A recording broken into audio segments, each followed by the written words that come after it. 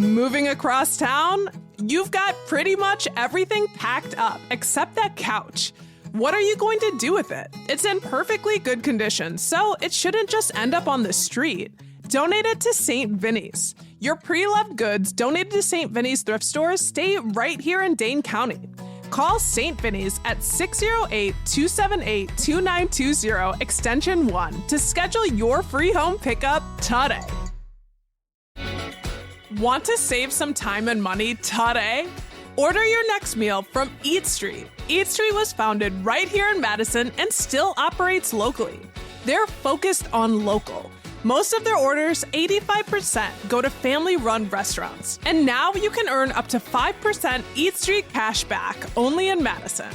Plus, get 15% off your next Madison order with the code CityCast. That's one word, not case sensitive, through May.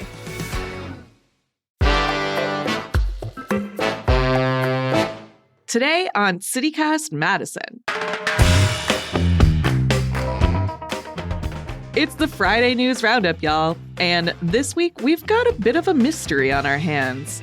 A UW professor thinks a painting sold at a Minnesota garage sale is actually a long-lost Van Gogh, but not everybody is convinced.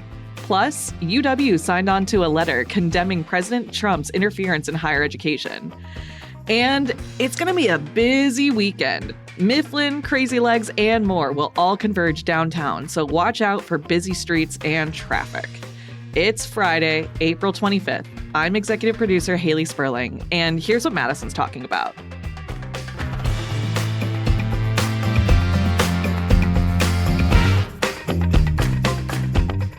Alrighty, y'all, we made it to Friday, and boy, it has been a busy week here on CityCast Madison. I am joined today by producer Jade Isiri Ramos. Hi, Jade. Hi, Haley. I'm so happy to be here with you today. Yes, it's such a special day. And we've also got a special guest with us today, Wisconsin Public Radio producer Rochelle Wilson. Welcome to CityCast, Rochelle. Woo-hoo. Hi, friends. Happy to be here.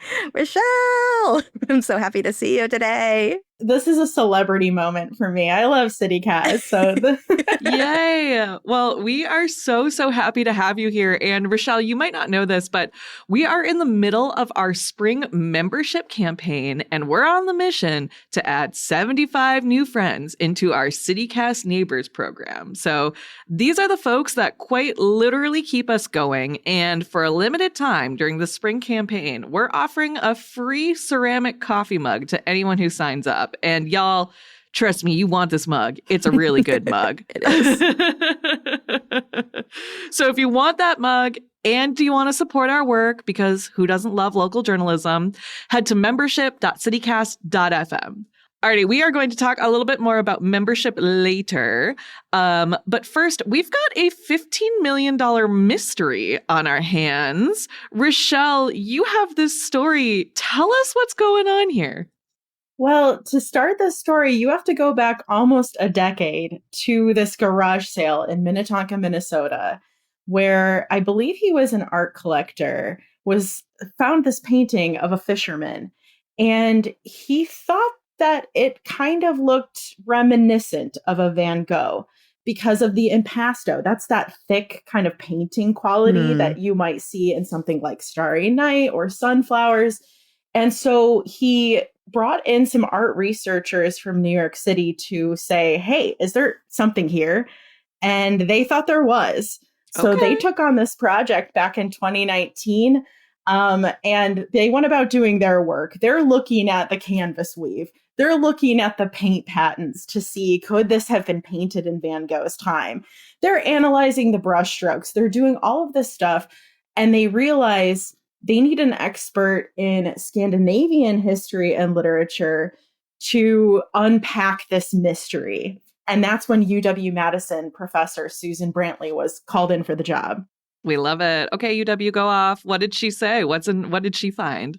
So this painting of a fisherman, you might look at it and think, this doesn't really look like a Van Gogh. It's a little bit simple. It's maybe a different style than what we're used to.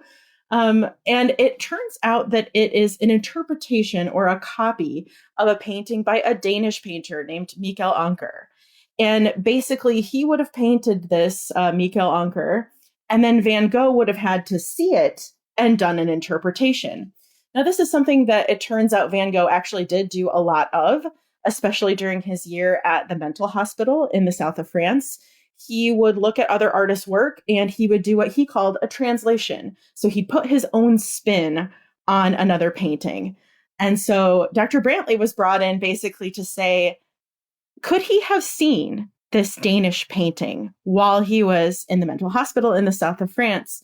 Could he have encountered this? And also, who is this fisherman? Who is this character? Who is this man? Where did he come from? Yes, there's an inscription in the bottom right corner that says Elimar, Elimar. And they had to figure out who is that, right? Because Van Gogh didn't actually sign all of his paintings. So it doesn't rule it out. But then what does that name mean? And so Dr. Brantley got to work. She can read Danish literature, y'all, from the 19th century, and she knows what it all means. And she found this tale by Hans Christian Andersen of the Little Mermaid fame, the Ugly Duckling fame. He also wrote stories for adults. And he wrote this novella called The Two Baronesses, and there's a character in it named Elimar that Dr. Brantley believes is the inspiration for this painting. Oh, okay. Okay. And so bring us back. So then she's looking at it and she says, yes, this makes sense. He would have encountered this and it is a Van Gogh. Well, so she can't say that single-handedly, right? She's part of this big team of experts. And so the art authentication firm, they're just gathering everyone you can think of. They've got art historians on their hands. They've got lawyers to look up those paint patents. They've got DNA experts because they're looking at this red hair that they found in the painting. So they've got a ton of different things going on here. And hers is like that little literary mystery that she's answering. So she can help them say, well, it is plausible and maybe even probable that he would have encountered this painting, that he would have known this character, that he would have resonated with this character, or this character would have resonated with him and would have painted it. So, you know, she is convinced, but she is part of a bigger report. It's 458 pages that LMI Group released saying, here's why we believe this is a Van Gogh. It goes through everything. It's pretty exhaustive. It's 458 pages. So there's a lot going on in that. But yeah, as you mentioned, not everyone's convinced because in the art world, you can't really get a definitive answer to this mystery. There's not going to be, you know, documentary footage of Van Gogh painting this that we can go back and look at. It has to be, how many clues do you have and can you put together? And do you think that that evidence is compelling? And so what is the argument against this painting? Like, who is saying that it's not a Van Gogh? And like, where are their UW professors, you know? Yeah, that's right. So there's a couple of groups that have said no. Most importantly, the Van Gogh Museum in Amsterdam. That's a big one. That's a big one. They tend to be kind of the arbiters of the matter. You know, if something is thought to be a Van Gogh, it gets brought to them for authentication. They're the Van Gogh Museum after all. It kind of stands to reason. They have connoisseurs that are there. But there's some, you know, I think there's a little bit of frustration at how quickly they said, no, this is not a Van Gogh. The authors of the report feel that they didn't give ample time to read it. They didn't see it in person. And so there's a lot to be said for the Van Gogh kind of summarily dismissing it. And I think that that's a point of frustration for all of these experts that are saying, yeah, we think it is. So they've said no. And then also, I think the internet, some of the internet has said no as well. There's a lot of money at stake, right? Right. Yeah. Huge. If this is truly worth $15 million, I mean, it's like you want it to be the real deal and you want to be as sure as possible. So, you know, I think something that untangling this story was just looking at, well, okay, the authentication firm says this, they have all of this evidence. But then you have kind of people out in the world, including Van Gogh connoisseurs, that are going to have their own opinion and they're going to come to their own conclusions. So that's why I'm calling it an unsettled mystery, because I think the report, it does have a lot of evidence, none of which has specifically been refuted in the public square. I think that just a lot of people look at this and they say, I'm just not sold on it from just looking at it. I mean, at the end of the day, art is subjective, right? But also when you're doing DNA tests and bringing in professionals and writing 500-page reports, like, it's kind of official. I know that Brantley is giving a presentation about this endeavor, isn't she? Yes, on May 3rd on the UW-Madison campus. You can look up the details online. But yeah, I think if you're interested, you should go because she is so enthusiastic about this. It was such a blast to talk to her for this story because for her, it's this once in a lifetime, once in a career opportunity. You know, she told us, like, I got the call just that my expertise in, 19th century Scandinavian literature would be needed for an artwork. She didn't know what it was. She didn't know if it was, high stakes or some big deal. So she said, when finally I heard the name Van Gogh, like, her jaw is dropping, right? Because she loves art but she teaches literature. And so it was just an amazing opportunity for her. She is so passionate about it. And she thinks that the evidence is on their side. All right. Well, there's mystery to behold in the art world. Rochelle, thank you so much for joining us and bringing this amazing story. Yeah, absolutely. Thanks for having me. My hope is that it is, that's my hope is that it turns out in 5-10 years, it's like, obviously this is a Van Gogh. We love a happy ending. To me, that would also be a happy ending. I mean, the Van Gogh Museum, if they say no, they said no, but also they have enough. We can have one more, right? Let us have something. Let us have nice things. A Van Gogh found in the upper Midwest. That's no small thing. That is no small thing. That's a win for the Midwest. I love it. All right. Well, we are going to dig into some more news coming out of UW as well. But before we do that, let us take a quick break.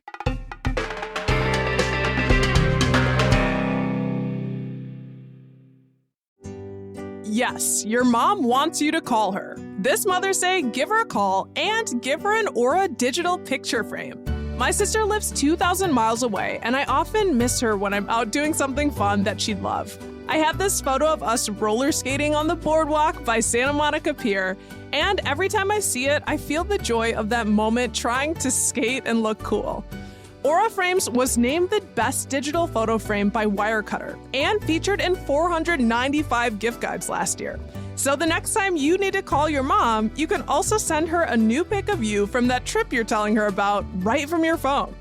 Aura has a great deal for Mother's Day. For a limited time, listeners can save on the perfect gift by visiting auraframes.com to get $35 off plus free shipping on their best-selling Carver matte frame. That's auraframes.com, promo code CityCast. Support the show by mentioning us at checkout. Terms and conditions apply. What sort of promises have you made to yourself this year? Getting in better shape, eating healthier, saving more money, traveling somewhere new? What about discovering a new culture by learning a new language? With Babbel, you can do that in just a few weeks. I'm David Plotz, the CEO of CityCast, and I've been learning Spanish with Babbel. Babbel's quick 10-minute lessons, handcrafted by over 200 language experts, get you to begin speaking your new language in 3 weeks or whatever pace you choose. And because conversing is the key to really understanding each other in new languages, Babbel is designed using practical, real-world conversations. The Spanish I learned on Babbel really helped me on a recent trip to Mexico City, ordering in restaurants, shopping at the textile market, cheering on at the Lucha Libre, and I've been keeping it up since I got home. You're a podcast listener. I know that because you're listening here. I bet you'll love Babbel's new podcasts. On Eavesdrop in Espanol, which I listen to, you get to listen to a real conversation, then have the teacher host explain back to you. Then you listen again and catch everything. And you can even read along in the transcript. It's a really fun and effective way to learn. Let's get more of you talking in a new language. Babbel is gifting CityCast listeners 60% off subscriptions at babbel.com/CityCast. Get up to 60% off at babbel.com/CityCast. Spelled BABBEL.com/CityCast. Babbel.com/CityCast. Rules and restrictions may apply. Alrighty, and we are back, and I have got some news coming out of UW-Madison. Earlier this week, UW-Madison Chancellor Jennifer Mnookin joined hundreds of college leaders across the country in a letter condemning President Donald Trump's action on higher education. So there's a lot to unpack with this one, so let's start with the in case you missed it part. In case you missed it, Trump has really been coming for institutions of higher education left and right. The letter, which was published by the American Association of Colleges and Universities, called out Trump's, quote, unprecedented government overreach and political interference now endangering American higher education, unquote. So those are some strong words there. For context here, Mnuchin is the only UW system leader to have signed onto the letter, but in Wisconsin, representatives from Beloit College and also Edgewood signed on. So Trump has been coming for universities in the form of cutting and withholding funds. Earlier this week, Harvard University sued the Trump administration over the withholding of $2.2 billion, that's billion with a B, in federal funding. And I want to talk about this Harvard case for a minute, just because I think it really helps paint the picture of what Trump wants and what he's trying to accomplish. So the Trump administration's demands, according to CNN, include, in part, eliminating diversity, equity, and inclusion programs, banning masks at campus protests, enacting merit-based hiring and admissions reforms, and turning over all university reports on combating anti-Semitism and anti-Muslim bias on campus. And that includes drafts that have never been released publicly. Jade, I see your face right now. You are grimacing. I grimaced. It's like, there's a reason that these things, they're complicated and they take finessing and they take, experts and opinions outside of the people who start them or write them or draft them. And to say that all your unpolished policies about these two things, anti-Semitism and anti-Muslim bias, need to be released is wild. It's also a logistical nightmare. Oh my God. Yeah. No, I mean, yeah, like you said, like there are reasons that these things don't get released. And that's not to say that there's anything to hide.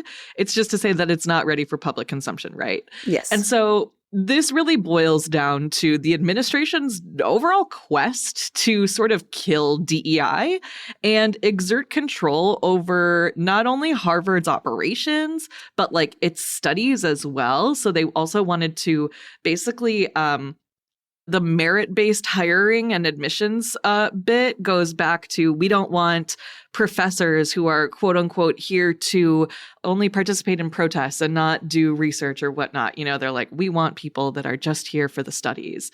And it's a big deal. So bringing it back to UW, Mnuchin signing this letter is also kind of a big deal because the university has essentially shut down all public communications on political matters. And it's been this way since like last spring, since we had the encampments on campus. They won't talk to us. We've asked. They won't talk to student media.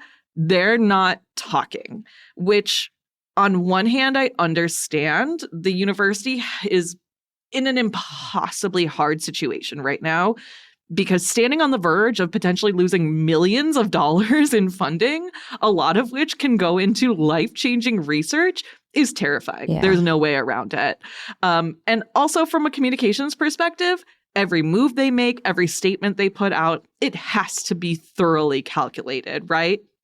But on the human side of the situation, it's frustrating to me, a UW-Madison alumna, to not see my alma mater kicking and screaming when its students are having their visas revoked over something as minor as a traffic ticket. So for context here, more than 24 international UW students and alumni have had their Student and Exchange Visitor Information System records, aka SEVIS records, eliminated without warning by the government.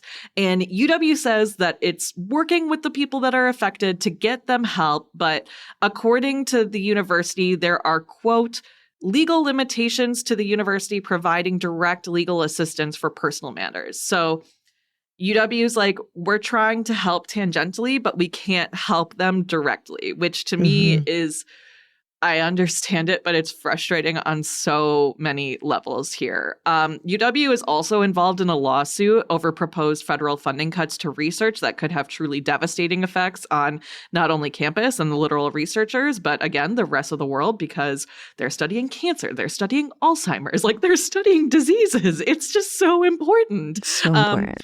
And we had that conversation with Joe Handelsman of the Wisconsin Institute for Discovery and Madeline Tompf of TAA. And again, the sentiment there was this could be a truly game-changing blow for the university if this funding gets lost. It's frustrating for students because they feel like they're left in the dark. They're not getting enough communications from the university. They don't know what's going on. But also, again, on the administration side, they don't know what's going on either, So where do we go from here? Pretty much to the courts. UW is stuck in a very tough spot. It really is a rock and a hard place situation. Like I just said, I'm frustrated by it all, but I also see the situation that we're in. So I don't know, Jade, what do you think of this situation? Is there any winning here for UW in terms of communications? Well, I mean, you said it, right? Mnookin signing this letter is a big deal. Mm-hmm. Right? It's taking a stand in sort of a time where we know that taking a stand can put a big, red target on your back. And I appreciate that she did that, knowing that is a possibility, right? Mm-hmm. Also, in a state where our lawmakers politically make decisions about who gets funding and what happens to the future of the universities. And so in some ways, I agree with you, like a little too late. Right. But it's something. And I think that should be applauded. And like you said, it's complicated. UW-Madison is one of the biggest employers in our community, right? So there's a lot of people that if, Mnookin makes the wrong move and federal funding gets slashed even harder than it gets slashed, there's even more people who can lose their jobs. And so I think that she's in an impossible situation, as you previously said. And we've already seen layoffs at the university surrounding DEI positions. And that worries me for many reasons, reasons that we do not have time to unpack on this podcast. But guaranteed, this is a situation that we are going to continue to watch and continue to cover, as we have been. Like I said, we've had all these conversations in the past. Yeah, and on the DEI thing, going back to the conversation about Harvard and wanting university reports of all anti-Semitism and anti-Muslim bias policies. I think when you're directing your target at something, it's really easy for people to say, okay, well, we're not going to do any of those. We're no longer going to make policies about anti-Muslim bias. Sure. Because if we do, every record of that needs to go out at any stage of the process. And so I think there's just a huge icing that is happening in higher ed in general. It's a slippery slope here, and I'm very eager and anxious to see how it all shakes out. Me too. Thankfully, our next story is a lot happier than what we've been talking about here. But before we get into that, let's take another quick break.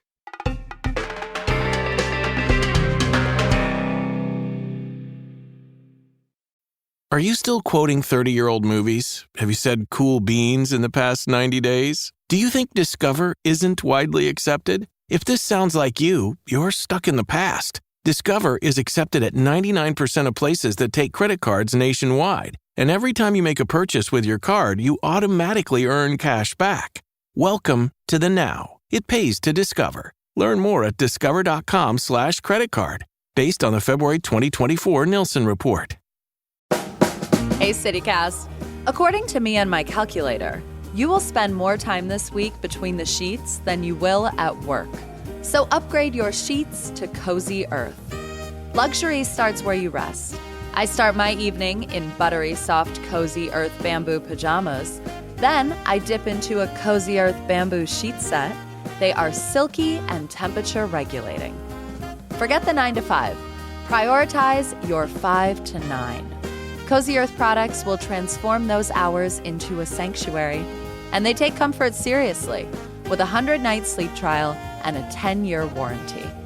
Luxury should not be out of reach, so Cozy Earth is giving CityCast listeners 40% off their best-selling sheets, towels, pajamas, and more. Visit CozyEarth.com and use the code CozyMadison for 40% off, because you deserve a great night's sleep, and sanctuary awaits at Cozy Earth. Alrighty, we are back. And first, I just want to say, Jade, I'm so glad that you're here with me on this Friday News Roundup. This is so special. Yeah, I am usually behind the mic, or I'm usually not behind the mic. I'm usually behind the screens, behind the headphones. But Bianca's getting a much deserved break this week. Yes, so deserved. We're glad that our girl's on vacation. But you know, the news carries on every Friday, even Fridays where Bianca is gone.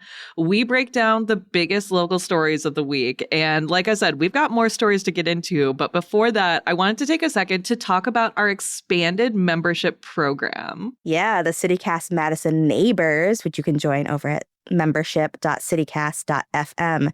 Tell me, Haley, what is new this spring? So I already mentioned that coffee mug, which we love. We don't even need to get into that right now. But, you know, our supporters have always gotten ad-free episodes so they can listen to the show without any interruptions. And then on top of that, we also send out a weekly preview of Madison events right into your inbox every Monday so you can get the most out of your time in this city. But now members will also get an opportunity to submit your favorite local business or organization to get a shout out in the show and in our Madison Minutes newsletter. And that's really like your chance to shine a light on local spots that are making a difference, whether it's in your neighborhood or just someplace that you really enjoy and that has really made an impact on you. Okay, this is huge. I love this. This idea that you can be like, let me tell you about my spot. Like, let me tell you about, you know, this organization that gets like bikes to kids that I just want to shout out. Or like, let me tell you about a restaurant that really made my day in a hard week. I think this is huge and so fun. And I love hearing from our neighbors. That's the thing, is that I love hearing from our neighbors too. And it's like you said, it's so important to have these discussions. And I mean, the best way that, you know, I try a new place or that I get turned on to something new is by hearing it from someone that I trust, you know? Yeah. And if someone is a CityCast Madison neighbor, I trust them. And so if they're shouting out some business or a nonprofit, like, I definitely want to check it out, you know? It's all about that word of mouth. And speaking of word of mouth and connections, another thing that we're really excited about, which is a new members perk, is that our CityCast Madison neighbors will get invitations to neighbors-only events with the CityCast Madison team, where you can connect with other CityCast Madison neighbors who are just as curious and passionate about our city as you are. And, you know, we've actually got one coming up later this month.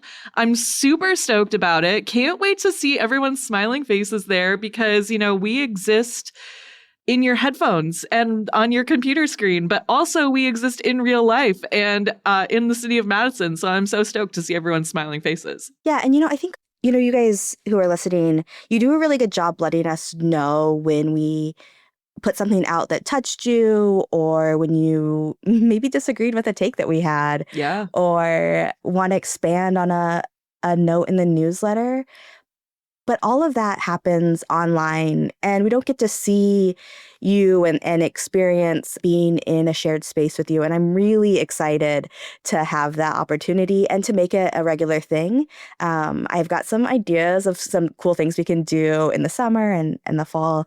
So I'm excited for us to have more neighbors who can join us on those outings and those events. And also, I really want to say that becoming a CityCast Madison neighbor is a big deal, but truly it's $10 a month, right? The amount of $10 a month that I just accidentally spend, subscriptions that I forget that I had, that I haven't used. I was paying for a yoga app for like, Haley, probably 2 years. I did like You want to do some yoga, Jade? I did like 1.5 videos. You know, it was this idea. I had this idea about myself that I could like do body positive yoga, right? Sure. I paid it. I'm happy, like the creator, I'm glad that I was able to support them. But it was $10 that I wasn't even realizing was necessarily coming out of my account and would have probably been better spent locally, on CityCast Madison, people who truly like live in my neighborhood and who are telling me about things that are happening and that I interact with way more than I did this yoga instructor who I took one class with. Yeah, that's so real. I'm just thinking about like the amount of literal $7 iced coffees that I have, not in a month, but like in a week. Yeah. I can't even talk about that. Yeah, it's truly mind-blowing how big of an impact that, this $10 a month contribution can make for our team. Like this is truly what allows us to keep going, to bring you podcasts, to bring you newsletters, to let us take vacations. Like this is really hard work. It's really hard to do this day in and day out. And I'm really glad that you're able to join me today. I'm glad that Bianca is able to take a break. I'm going to take a break soon after this, guaranteed. But it's the support of the people in our community that really makes this happen. And I mean, we do this for Madison. We do this for you. It's not self-serving. It's because we want to make this place better. We want to give our hot takes. We want to have these critical discussions. And, I'm so thankful to all of our members who have been with us from the jump, because there literally are hundreds of CityCast Madison neighbors out there. So shout out to all of you. You're literally keeping us going right now. So if anyone is thinking about making the jump, please, I encourage you to do it today. Check out membership.citycast.fm to become a CityCast Madison neighbor. So while we're talking about all the fun things that we can do with our $10, Jade, you got a lot of events coming up for us this weekend, right? Yeah. And honestly, I'm going to be honest with you. My two main events, they're not for me, but they're important for me to know about, if that makes sense. And that's huge. That's huge. Because I think a lot of this stuff on this show, it's like, it's not necessarily for me, but it's for someone to know about, right? Yeah, and you got to be informed. Yeah. So this Saturday is the 56th Mifflin Street Block Party. 56. Geez. 56 years of this iconic block party. Thousands of UW-Madison students, plus other folks who like to party, will flood Mifflin and mostly drink, hang out, and do what kids do, Drink and hang out. Drink and hang out. UW-Madison senior Tobias Berlinski told Channel 3000 that he feels like it's a graduation without the parents, which I feel like is very true, It's a big celebration, celebrating spring, celebrating that the semester's finally over. And while the very first Mifflin Street Block Party resulted in a police clash and a riot during the Vietnam War, the party has turned into much less of a protest and much more of a booze-centered event.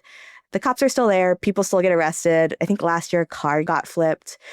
So things happen, but it isn't quite as extreme as that very first Mifflin Street Block Party was. Yeah. I remember when that porch literally fell off of that house. Yes. If we could not do that again this year, that would be amazing. I mean, it was amazing that no one got seriously injured in that event.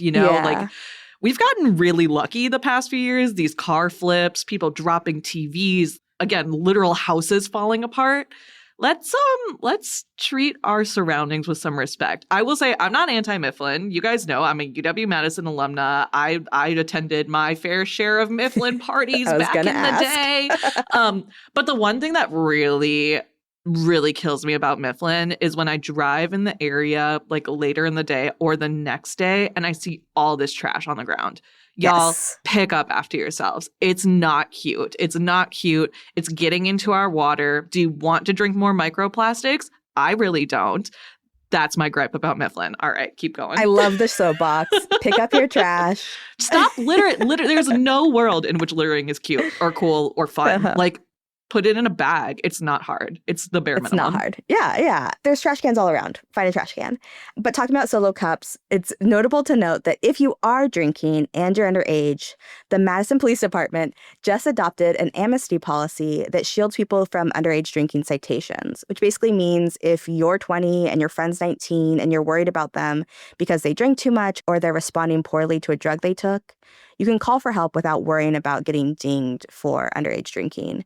And UW Police has had this policy in place for a long, long time. So it's really, I think it's encouraging to me to see MPD taking this on because you don't want to see anyone get alcohol poisoning. And the reason that they become severely sick or that someone gets hurt was because someone else was afraid to call the cops because they're afraid of getting an underage ticket. You know, like that's a big bummer. And so this policy is basically saying, like, you're not going to get in trouble.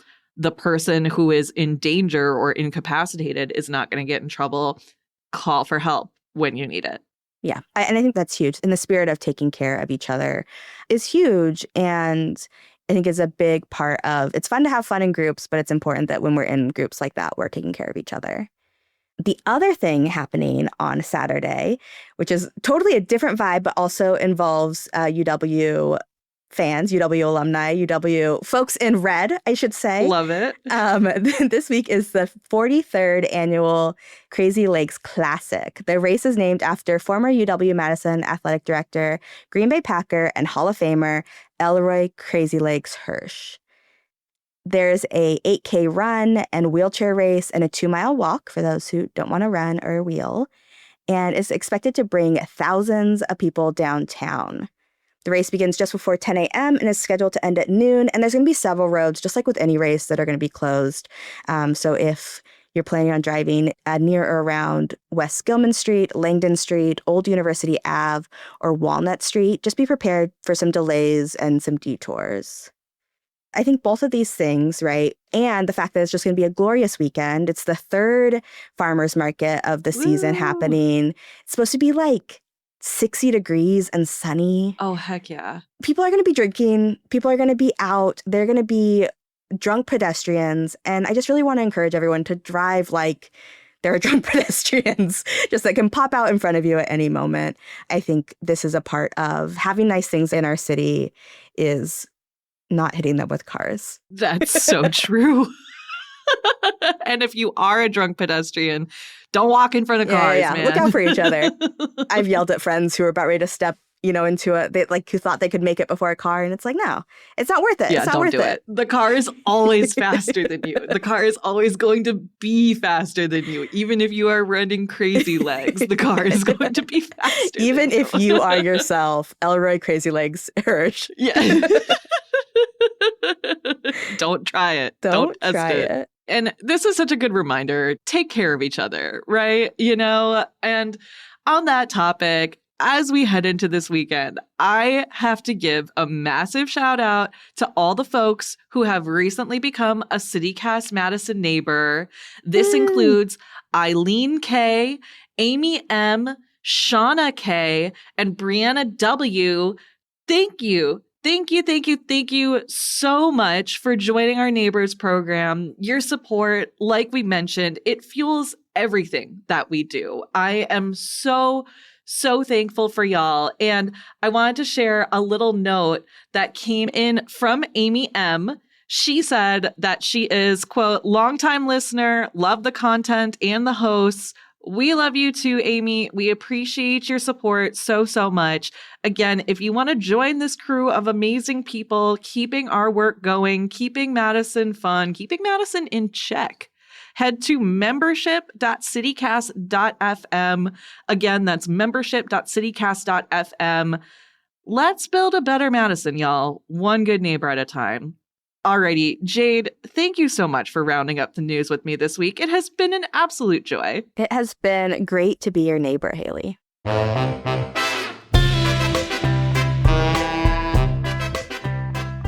That's all for today here on CityCast Madison. I'm executive producer Haley Sperling. Bianca Martin is your host, and she'll be back next week, I promise. We're produced by Jade Isiri Ramos and Selena Say Reynolds. Our theme music is by Carl Christensen. Additional music was provided this week by Andy Ellison, Rosedale, S.J. Crow Marty, Sarah the Instrumentalist, James Artist, and Hip Color from Triple Scoop Music via Getty Images. Rob Thomas is our newsletter editor. You can get more news delivered right to your inbox by subscribing to Madison Minutes. And if you enjoyed today's show, why not share this podcast with someone who loves Van Gogh or fine art or a good mystery? We'll be back here Monday morning with more news from around the city. Until then, be a good neighbor.